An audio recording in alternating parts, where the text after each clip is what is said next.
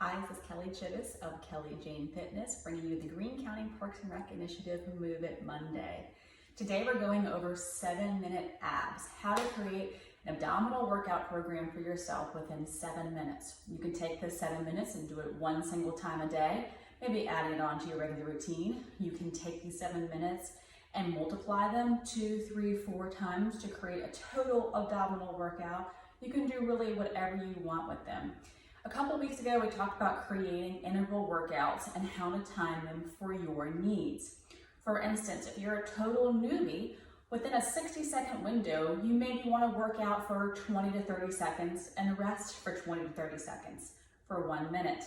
If you are more advanced or you want a little more push in your workout, maybe you do the move for 40, 45 seconds and take a 15-second rest for a more high-intensity interval.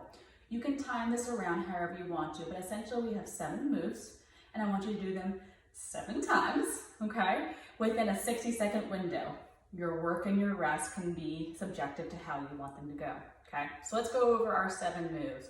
The first one we're gonna do is mountain climbers, and I'm gonna show you some modifications for all of these moves as well. Mountain climbers, the basis of a good structure for mountain climbers is to have, let me back up a little bit so you can see better, your wrists lined up under your shoulders. So many people, when they do things on their hands like this, they're pushed back like this in poor form. They don't understand why their shoulders are hurting so bad. Make sure that your wrists are lined up in your shoulders, just like this, you see? And your chest is pushed slightly out. You're not rounded like this, okay? Nice and strong. So the basis of mountain climbers is driving knees into your chest, okay? You can go as slow as you need. You can speed it up, okay? I like having this as the very first move of an abdominal workout because it gets your heart pumping, gets you warmed up, and gets you going, okay? If you need to modify your mountain climbers, again, you can obviously go slower with them. You can have one knee down and crank one knee at a time, switching sides after a few, okay? You can elevate this. Go against a bench, a stable chair, your couch.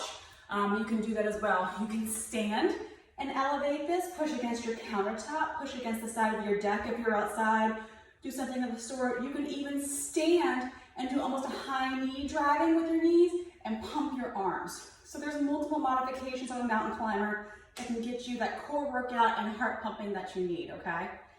Mountain climbers, that's number 1. Number 2, dead bugs. Let's get on our backs, okay? Flat here. We're gonna go to a tabletop here, knees over top of your hips, hands straight in the air. You're going to drop opposite arm and opposite leg. Back. See your right leg just barely off the ground? Bring it back up. Down, bring it back up. Opposite arm, opposite leg. Coming back to center each time. That is a dead bug. It is one of the safest, most user-friendly abdominal exercises you can do.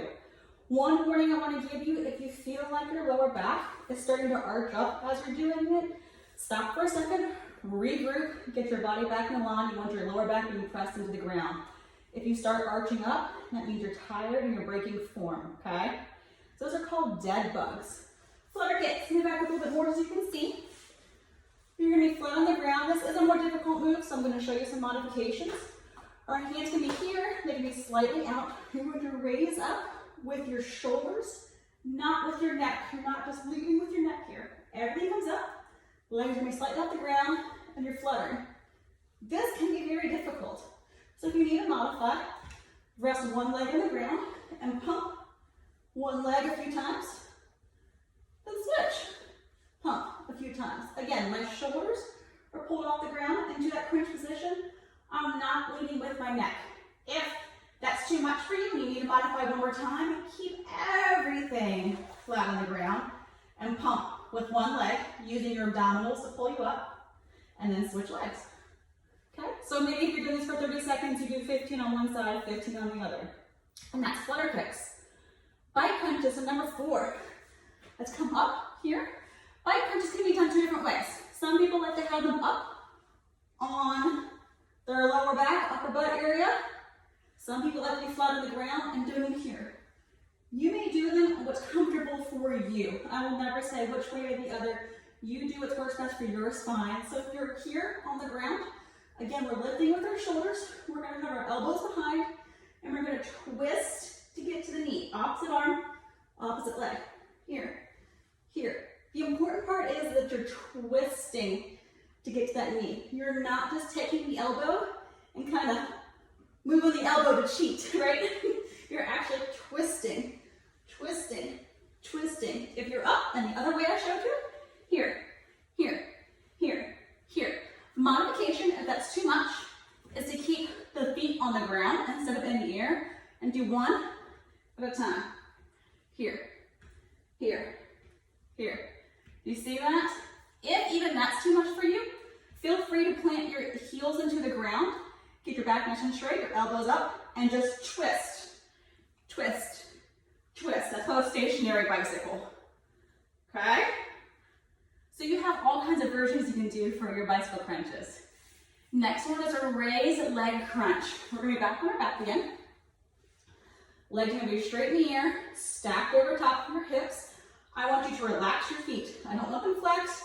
I don't want them pointed as hard as you can. I want them just there, okay? I want your legs turned so they're nice and squared up with your body. Don't turn them out like a ballerina. I want them straight in the air, okay? Hands behind your ears, and we're gonna crunch up. Crunch up. The important thing with any kind of crunch move is to exhale on the work. So the hard part is coming up, right? So we want to exhale, exhale. What that does is create tension in your abdominals. It's going to help protect your spine, and it's going to get the most out of your crunch for you, okay? So this is raised leg crunches. Up. Again, if this is too much strain for you, maybe you don't have the flexibility there, you're welcome to go to tabletop, okay? So you're bent 90 degrees here and doing the same motion here. If that's too much for you, put one leg down and do, like I said, maybe you're 15 seconds on one side, 15 seconds on the other. Okay? There's your raised leg crunches. Windmills, we're still on the ground. Your arms can be straight out. They can be here, wherever's comfortable for you. I prefer kind of lined up with my shoulders here, hands spread, foot on the ground. Legs are gonna be stacked over top of our hips, and we're gonna go slightly to the side. Your back may crack a little bit, that's okay. Come on, other side. See how my shoulders are staying intact with the ground? I'm not falling over to get there. I want you to push your legs as far as you can go comfortably with your shoulders being able to remain on the ground. If that's only maybe 20, 30 degrees to the side, that's fine. That gives you a point to work up to. Here, if you can go all the way down, keep your shoulders down, go for it. This is a slow and controlled movement. I want you using your abs to help you come back to the top. Okay, we're exhaling on the work. So inhaling on the way down, the hard part to bring your legs back up. We're exhaling on the way back up. That is windmills. Again, slow and controlled. You're not thrashing those legs back and forth. And if you happen to push yourself too far and your legs fall down to the ground, that's okay. Just reset and start again. And our final one, number 7, is going to be frog sit-ups. And I'm going to show you some modifications for this. Frog sit-ups, our legs are turned out.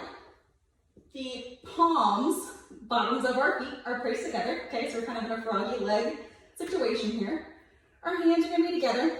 We're going to come up into a frog and back down. Up and back down. Exhale on the work. Inhale back down. Okay, modification. We're going to keep those legs in the air, and we're just going to crunch up to them. And you can have your legs bent as deeply or as high as you need. This is all subject to your flexibility and your range of motion. I like to have them bent as much as possible, and coming up and up. Some people still have that flexibility, and that's okay. Bring them up nice and high. So again, full move. You're coming all the way up. Modification, you're keeping it in the air, and up, up, okay? So there you go. There are 7 comfortable moves that just about anyone can complete in any levels, any modifications. create a 7-minute ab workout. Either again, to knock out 7 minutes a day, to repeat them over and over again for maybe a 28-minute workout, however you want to do them. And again, always make sure you go into a workout with a warm-up and a cool down that reflects the work that you're going with. I hope this helped get you moving for Move It Monday.